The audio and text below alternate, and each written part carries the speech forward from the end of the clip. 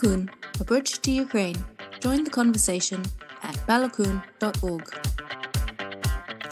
Балакун – міст в Україну. Приєднуйтесь до наших розмов на www.balakun.org. Please subscribe. Welcome. Guess who's back? Yana's back. What would you like to talk about today, Yana? Hello, did you miss me? Okay. Yes, we missed you very much. Oh, it's so nice to hear I it. thought you asked audience. Maybe we will see. So a lot of you comments. have to start with this. Guess who's back? Then we should record it. All right, we can start again. Guess who's back? Yes, guess who's back? It's me. Yes, we decided to talk about literature.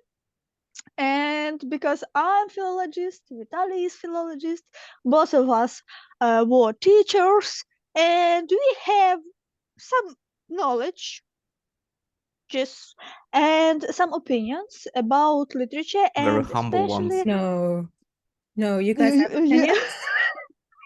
Yeah. I've never heard them. Where have you been hiding them? Because I'm very dramatic mystery lady, and I have a lot of secrets. Vitaly and we discussed it, which topic we should pick it up, what we should talk about, and we play it rock, paper, scissors, and that's how we choose it, which topic we'll discuss, which one will prepare materials for this podcast. Today's topic will be literature, Ukrainian literature during the occupation for several centuries in different disguises, in different approaches, in different periods of time, and how it thrived, how it survived, and what has literature faced throughout years. First of all, I have opinion why I decided to pick up the topic of literature, because even now, during full-scale invasion, more than 2 years, we lost a lot of writers, and a lot of writers joined Ukrainian armed forces. First of all, I can mention like Остап Українець or Yevhen Lir, who is wonderful writers and scientists, but they join Ukrainian armed forces, and it means that this war will affect our literature. Let's not forget about Volodymyr Vakulenko, who was killed by Russians. Yes, Amelina. Mm-hmm. Amelina, who was killed by rocket in shopping mall, and a lot of them died, killed. Some of them was in captivity, some of them survived tortures, safe, yes. And that's why we should talk about literature. And we should talk about how especially Ukrainian literature survived through all the centuries. And we also will notice some similar moments what Russians are doing now in Ukraine, in occupied territory, and what they actually did a few centuries ago. That's why this topic is interesting and important to discuss even now. But we are discussing, for example, events what was 2 centuries ago or more, but it still reflects, it still influences our reality. And this is an opportunity for people outside Ukraine to learn something about this history. I hope so, that at least one person will hear this podcast and will understood some moments about Ukrainian literature about Ukrainian literature in the past and about Ukrainian literature now. So I pick up just one period, Soviet period. It's just 70 years, because when I talk with foreigners, I got impression that mentally they still live behind the Iron Curtain, and they have still this fantasy about Soviet Union. And for now, for this podcast especially, my goal is to debunk some of these myths about Soviet Union. And let's start from that fact that union wasn't actually a union. Because union, it's when someone unites, and not conquered by millions army, how it was. Mhm. But yeah, it's my topic for today, Ukrainian literature in Soviet period. And I wanted to add two quotes. The first one is a quote by Lina Kostenko. She said, "Nations don't die from heart attacks. First, they're deprived of language."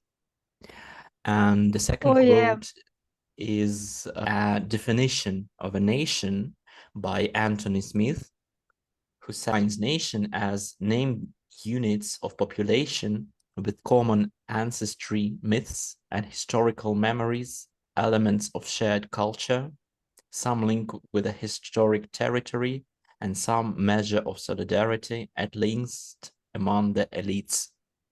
seriously, you pick up very serious quotes for this, and yeah, it will be quite interesting and sad. It's not about sadness, it's about the process, the historical events, and the whole picture that's behind it. Yet I can dive into the 19th century or even before it to the 17th century, when after the Pereyaslav Rada, after the decision of union between Ukrainian state and Moscow Empire, Moscow state that time. And I would refer to the book of Vera Heva, Behind the Curtain of Empire. She described several writers from the 19th century. And in the introduction of her book, she tells this, that in 17th century, there was Moscow and there was Kiev. Kiev had Kiev Mohila Academy and Moscow had nothing. And many of monks, as education was church-based mostly, many books were sent to Moscow to rise educational system there. And she also tells that there was only one example in history when the conqueror took the culture of the conquered nation. That was Roman Empire and Athens. They took their gods, they took their traditions, they took their culture and adopted them to their own realities. Yeah, I just want to add this very famous quote. Греція скорена воїном диким, його ж підкорила, лацій суворий зріднила з мистецтвом. I don't know how will be in Latin, but yeah. But yeah, it was example when the colony shares its culture with conquered, but with Ukraine and the Muscovy and Kiev, it's really like just notice it. Just it was Moscovy, Московське князівство, and when it started to name itself Russia. It's actually our monks that helped them to do that. Some Ukrainian elites of that time wanted to organize and to make this unity of two countries wasn't the voluntarily subordination of Ukrainian state to Moscow state. That was the idea of the two partners of two equal countries that were united into military and political unity, like a union. That was the idea, and they wanted to make this concept of the common history to get that there are two nations, there are two different kingdoms that have the same history, that they tend from Kiev. And on the contrary, they just adopted it and stole it and named that was theirs. And there was no, in that, even that time, they named Kiev as their own and not as their partner. When was this? That was in the 17th century. Okay. You know, it's like trying to say, long story short, yes. Okay, in 70th century. Yeah, when the war began. That was the start. That was really the start, and from that time everything started in literature also. As that time there were no literature as we know it today in spoken Ukrainian, in spoken language, but it was on the Church Slavonic language, and that was the tradition of that time to write just in this language. Yeah, I remember an interview with the foreign minister of Ukraine at the very beginning of the invasion, when someone asked about why this all started in February, and he corrected them and said it actually started a long time ago, maybe 300 years ago, if you want to look back far. Yeah, that's really true. One thing that would be nice to do with this description is have a list of important works people can look at and the year and in order. So what would be the first work of literature that you would want to list? You know, it will be very funny and interesting to pick up some polemic literature before Ukrainian language was used as the language of literature, because polemic literature never exist in Moscow actually, because polemic literature it's about discussion, it's about fights between monks, and yeah, like yes, like polemic literature is like it's a thrash between monks about some sophistic topic in Christianity. It's awesome. It's awesome. It's very funny, like for scientists, it's very funny. But but it shows that we have a long tradition of discussions. So polemic literature never exists in Russia and in Moscow at the time. So yeah, it should be the first link that we should share. It was even before Eneida Kotlяревського. And literature in spoken language started all over the world, I guess. It started in the 19th century. And also it started in Ukraine and in Russia. We had the same time, the same international, I can say, process of the literature that there was an urge to write some literature in spoken language. But what we have here in Russian, who did that? That was Pushkin. He spoke French. In Ukraine, it was Shevchenko, who was from the ad profundis, from nation itself, from the ordinary people that spoke that language. So it was his spoken language. And he developed it in so many ways and different forms of literature. And that's actual difference. He was literally genius. Like, Mhm. like if you, as Ukrainian speaker, as Ukrainian speaking person, when I read Shevchenko, I understand how genius he was, because he can pick up so simple words and simple sentences. Only masters can do simple things. Literature in Ukrainian spoken language, as Ukrainian spoken language started from Eneida, but Ukrainians wasn't unique in this because in Romania they also had the same process, and they used Iliada by Virgilius for their own literature.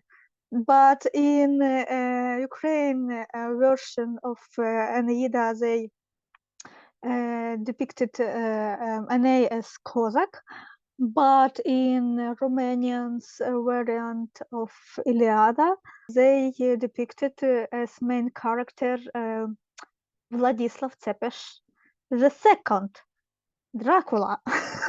So it's awesome. That's awesome. Well, I think didn't lots of countries in Europe around that time do the same thing with that poem? Yes, they did the same. Like in Russian literature, they have the same.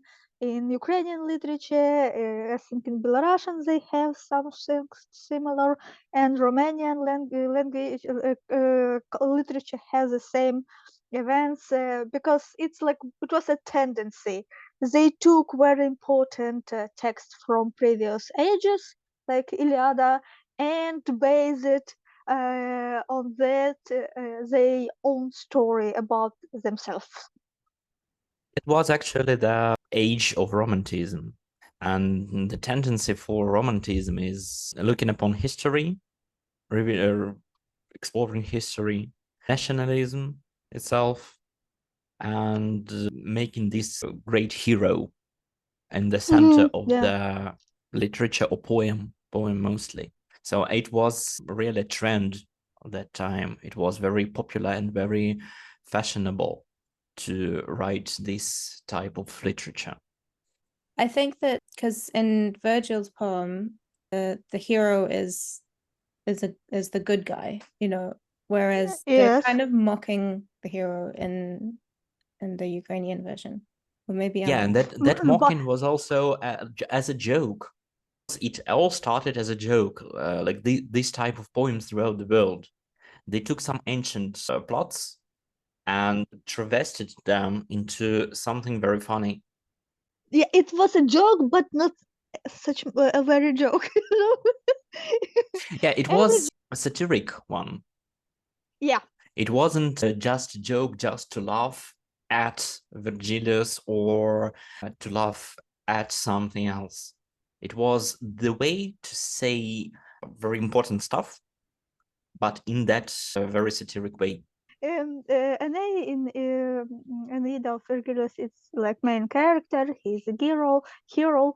But Aeneid in Kotlяревsky and the Vlad of Romanian poem, they also a hero, but they describe it in this satirical manner. But all these heroes, they had this characters that actually is very valuable in folklore. Yeah, and in Kotlarevsky, it's a very smart guy. He like he can find the way in every difficult situation, and he can have a fun, and he actually good fighter, and this characteristic was positive in Ukrainian folklore.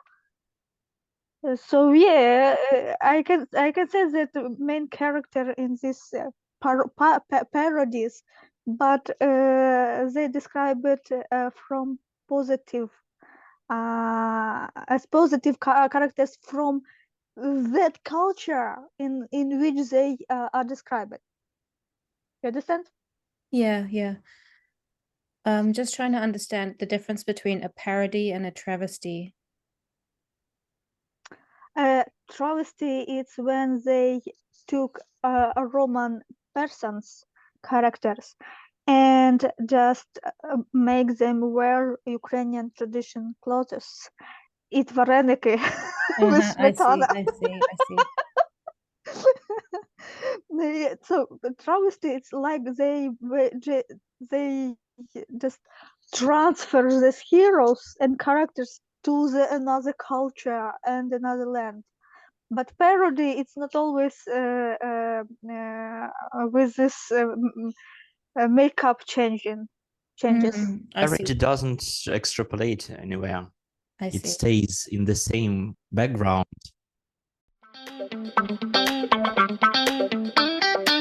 As I mentioned, we had that very important and genius Taras Shevchenko, and he actually was advised not to use Ukrainian language in his literature. It was Belinsky that he was Russian, as we would call him now, good Russian critic, Belinsky. Yeah, he was very democratic and pro-Western. Liberal, yes. Yeah, liberal, as we like. And no. We've discovered the start of the war and the first good Russian. Yep. Yeah. Definitely. And actually, he advised not to use that language, as he claimed, as he named Ukrainian dead language. He advised Shevchenko not to use it in his literature. And Shevchenko was proud to proclaim that while I live, there would be enough of this dead language for me. Getting back to the way Russians and Ukrainians are described in literature of that time, as according to Viraheva, the Russians were described as not very educated in many Ukrainian pieces of literature. It was Vit and Yana who described soldiers as having that barbaric traditions with them. It was Shevchenko who blamed Bogdan Khmelnytsky for being drunk while signing this unity bill. And there were many others who described it like same.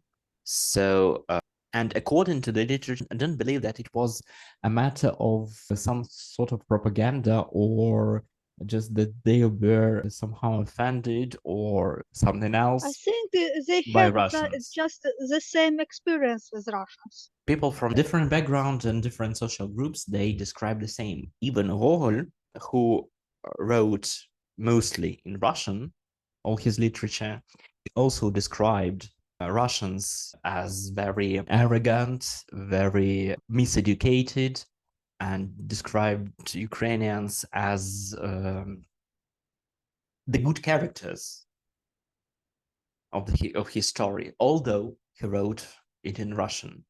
And even though all those pieces of literature were very popular in Russian Empire itself, although many claim that they didn't understand that peasant language.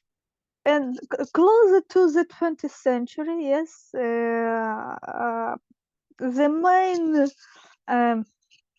repressions against the Ukrainian writers was if they criticized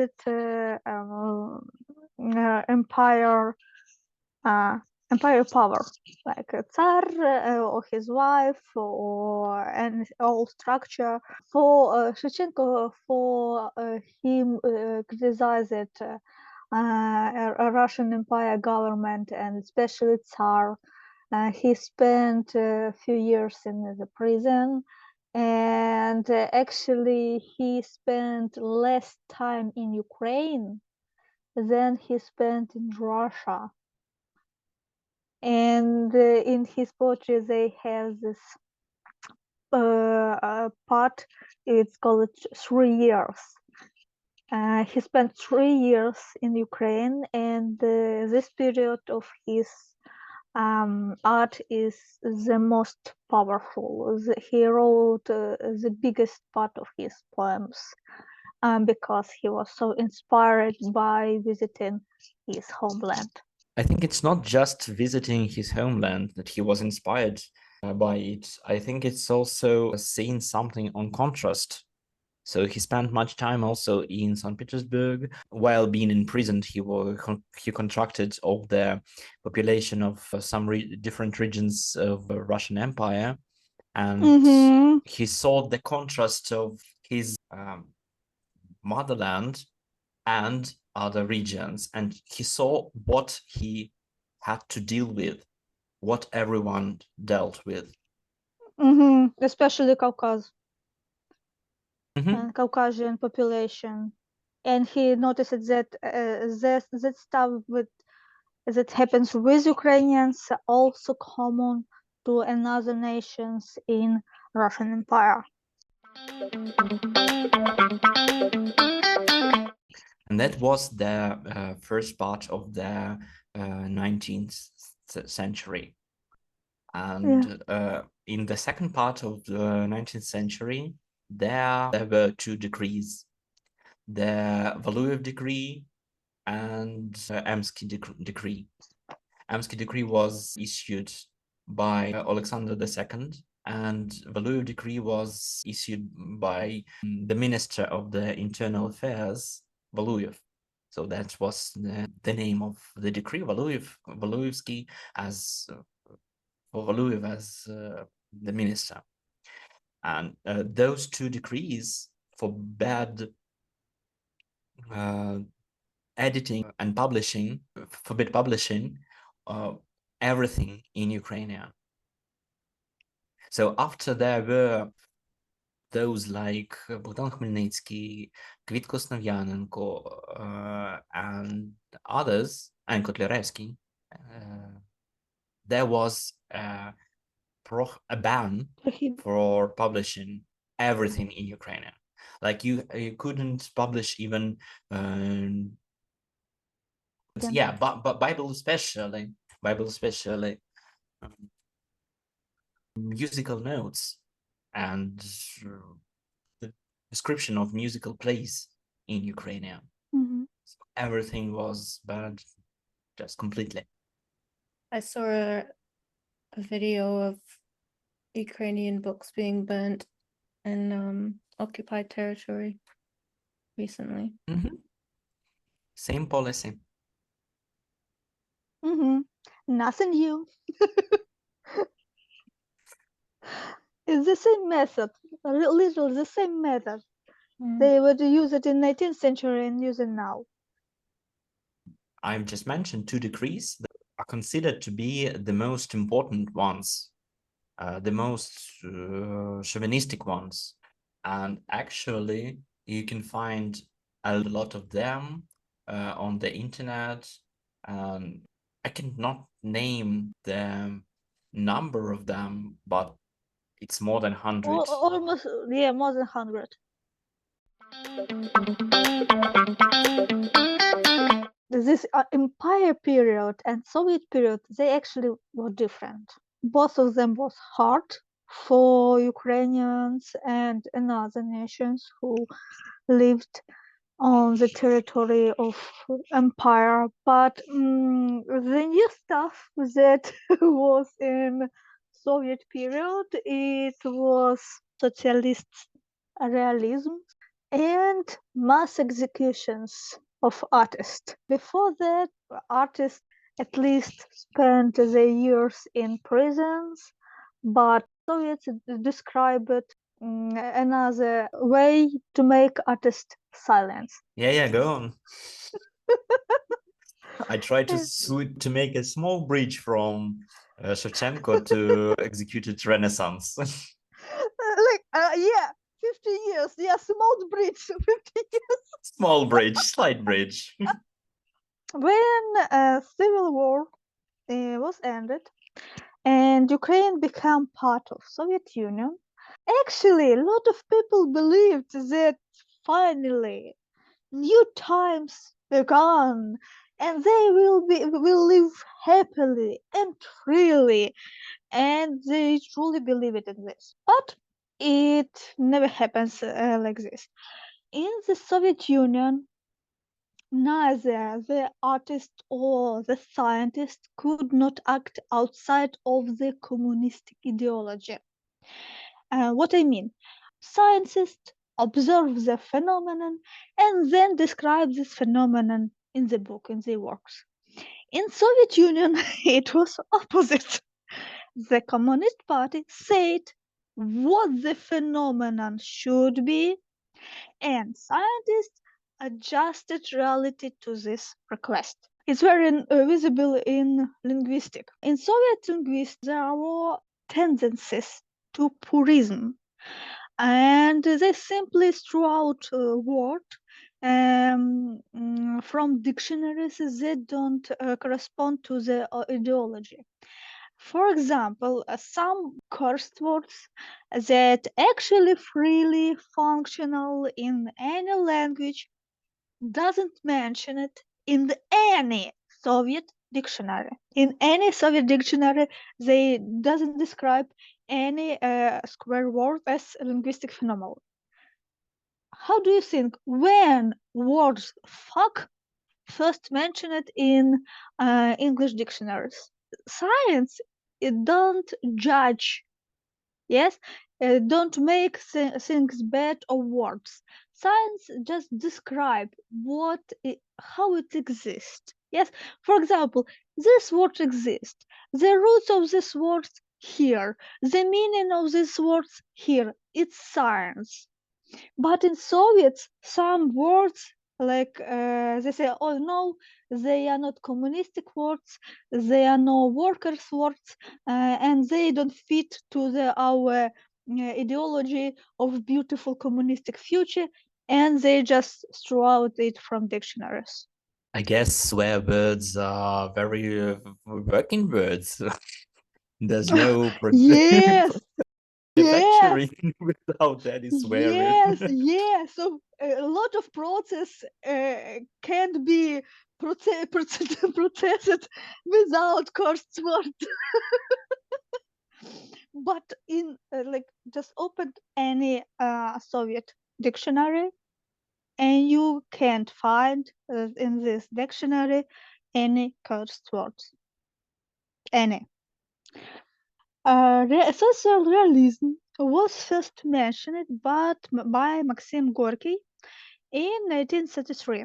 Yes, just in time when it was Holodomor.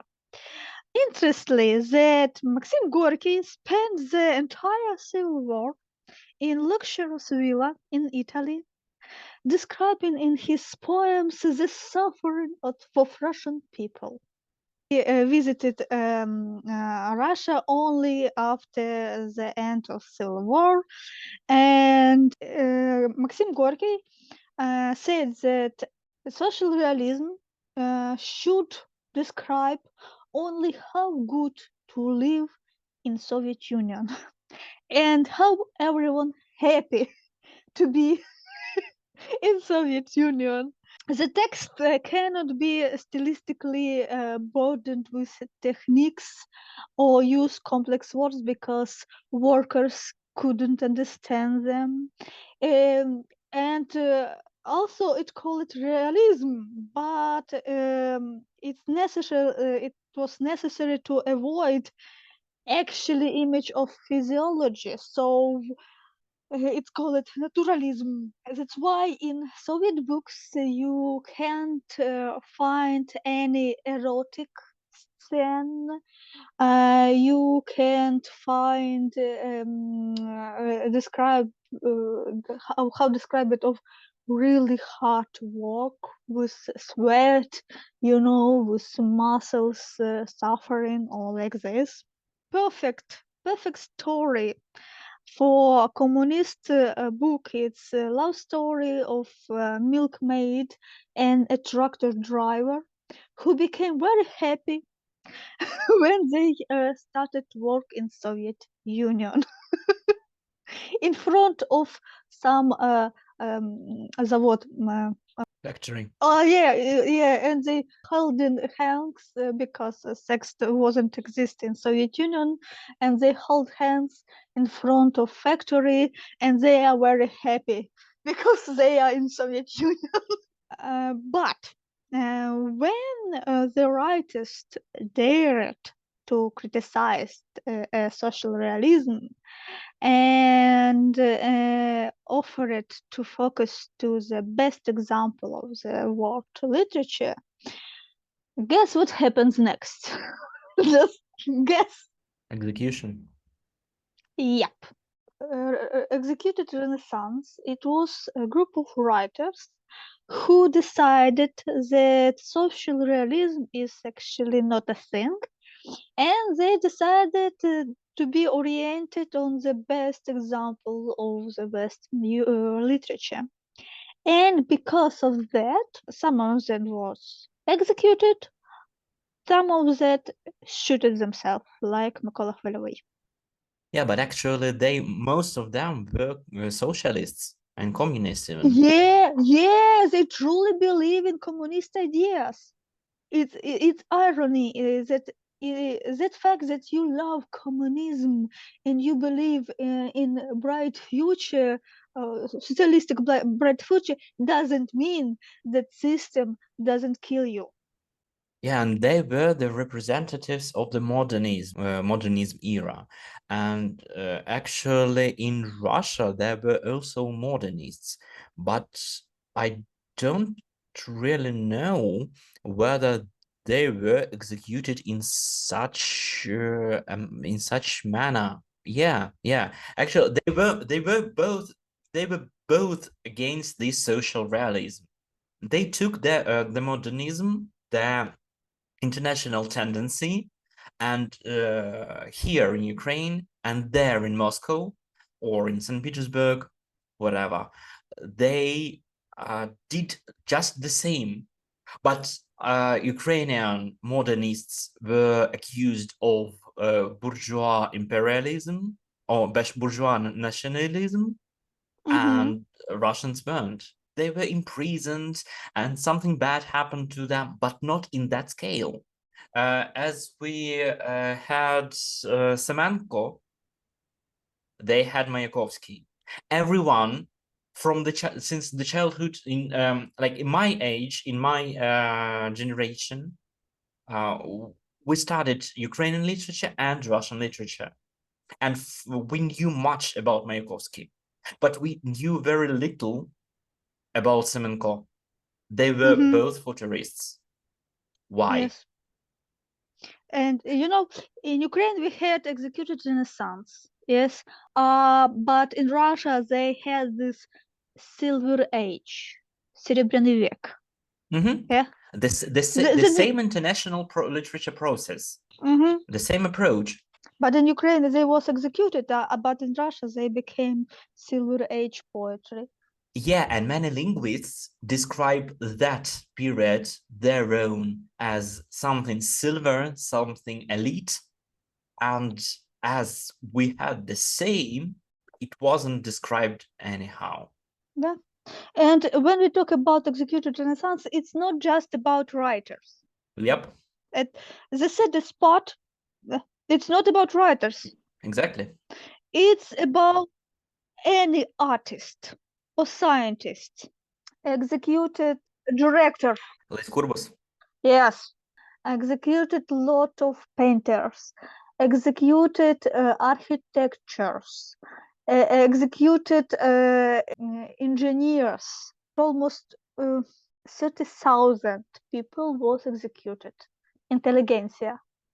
What happens with culture when almost all intelligentsia was murdered? There were 26 linguists who wrote a grammar book for Ukrainian language. And guess how many of them died by their own death? They were 26. And only one person never was arrested, never was tortured and wasn't executed. Only one. And now in Ukraine we try to rebuild that grammar book that we lost in that period. Or, for example, Cyrillization. You don't know, maybe some of you know what it is. It's when in Soviet period a lot of languages transferred to the Cyrillic alphabet. And what happens next? If one generation learned literature in different alphabet, they lost access to the whole literature written before on another alphabet. That's what happens, for example, with Crimean Tatars, with Kazakhs, and few years later, these people will be called uneducated.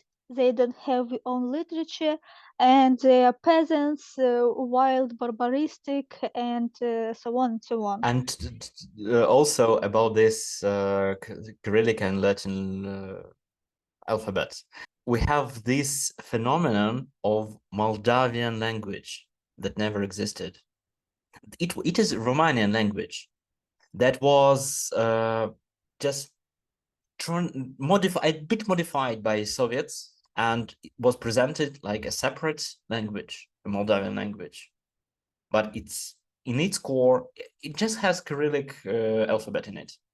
But at its core, it's Romanic. And now Moldova restores it, and they have made changes into their constitution, making Romanian language as their constitutional one, their official one. In the early 1960s, after Stalin died, there was that Khrushchev thaw. And although the scale of oppression decreased a bit, there was the same system, the same Soviet system, the same KGB, the same habits of the military and special services and internal affairs servants, militia. So it was just the same. And in that period, there were several groups, there were several approaches and several different groups of people, those who took part in this movement in general. So they did almost the same as representatives of the executed Renaissance. They hoped that they could change the system from inside. So they wrote some open letters. They tried to act in a lawful manner, but nothing good had happened. As an example, I can take Semenko.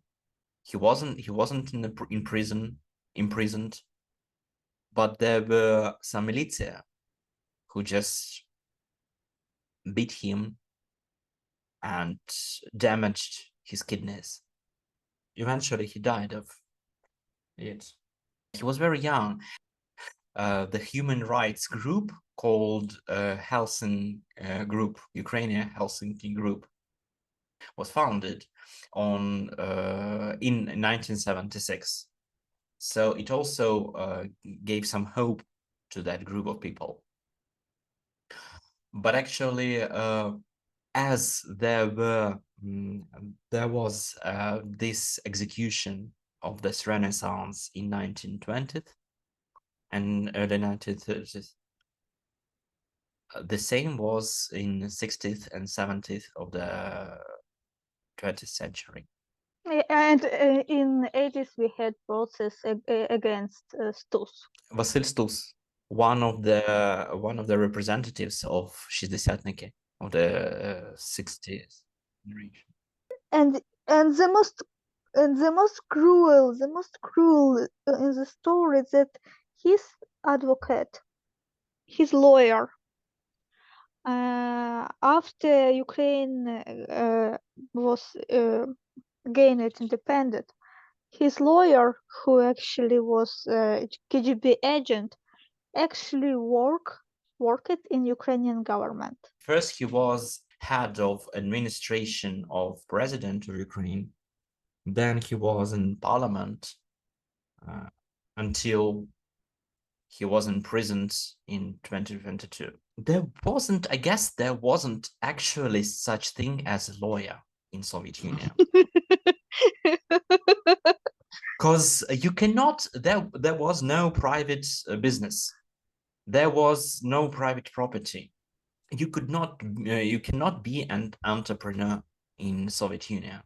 You worked as a lawyer, state lawyer, but state lawyer did not protect you. Their main goal was to talk the imprisoned into admitting the accusation.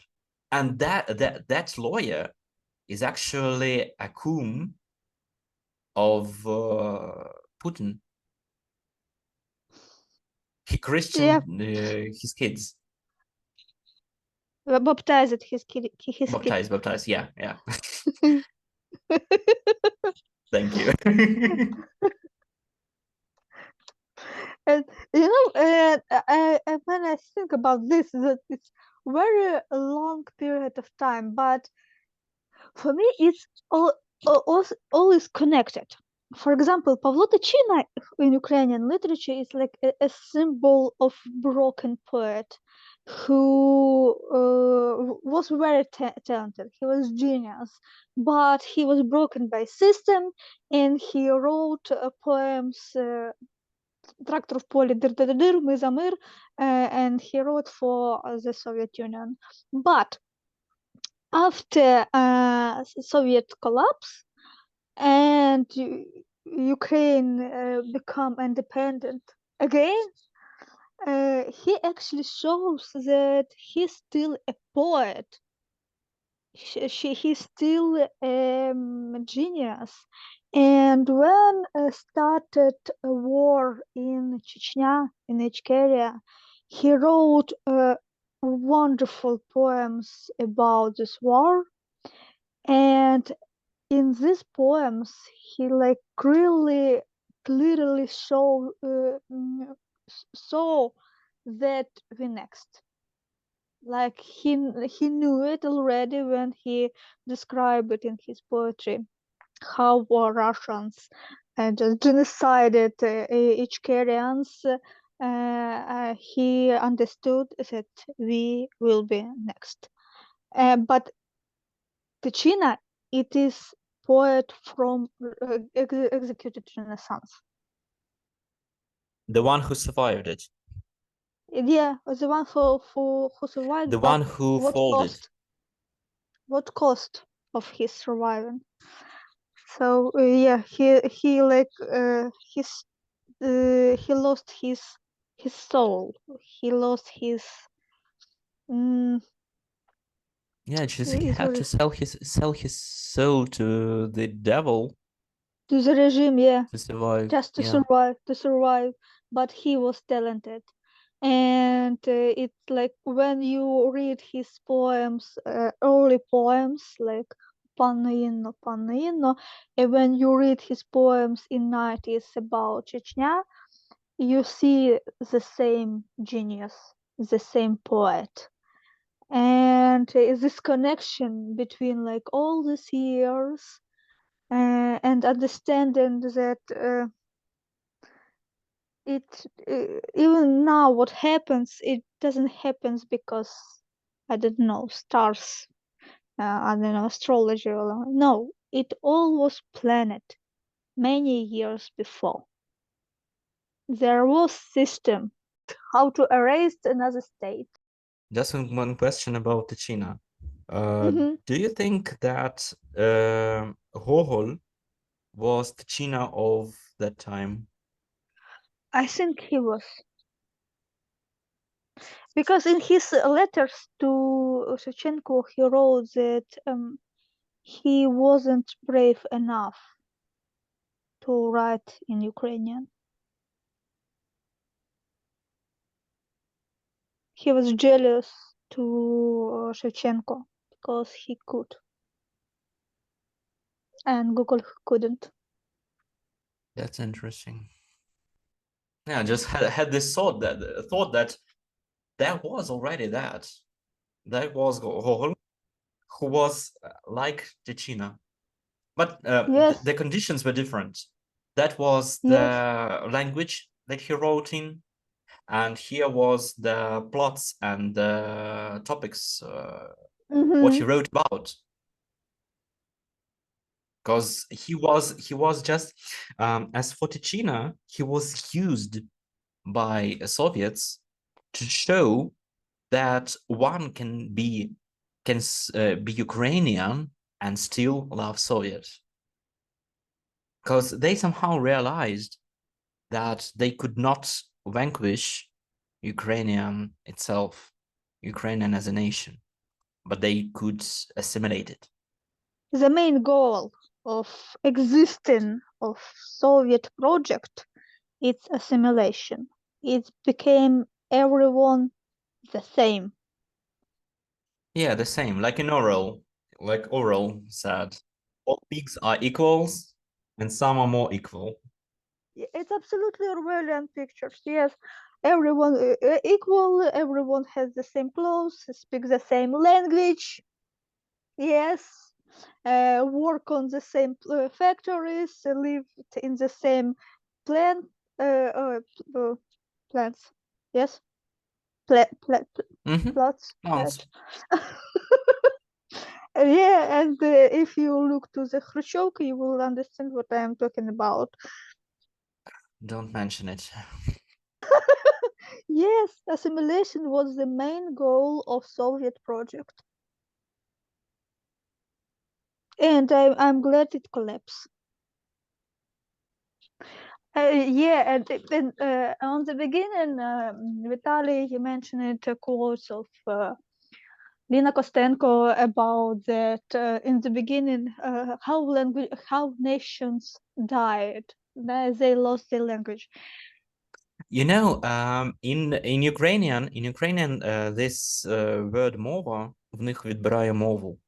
It can be translated as language and as speech in two Yes. different ways. So they are deprived of speech or they're deprived of language. So you could say deprived of their voice. Yeah, voice. Yeah, They lost but their voice. their voice, but it can be very concrete, that they start to speak different language, or they are became speechless or voiceless. Mm-hmm. So you can Mm-hmm. understand Yeah. this quote in two different ways. Yeah. And during Soviet period, died almost 80 languages.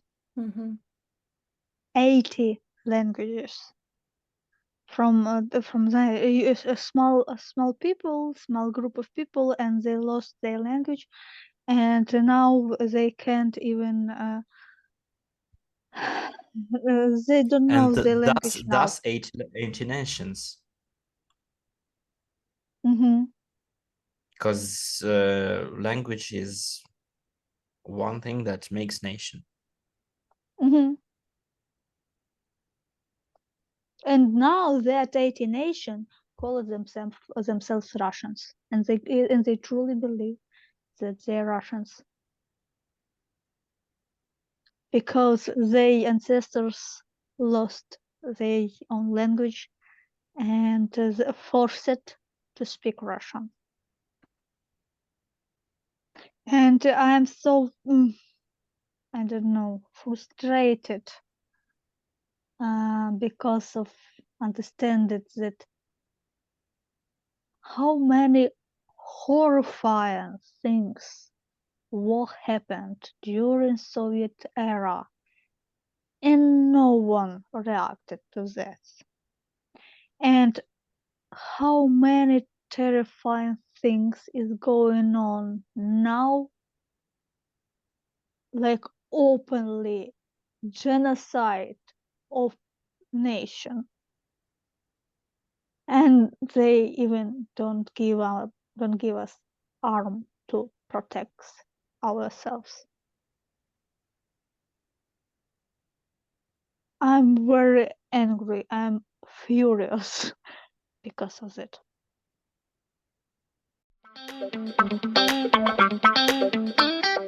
Me and Vitaly right now reading the same book.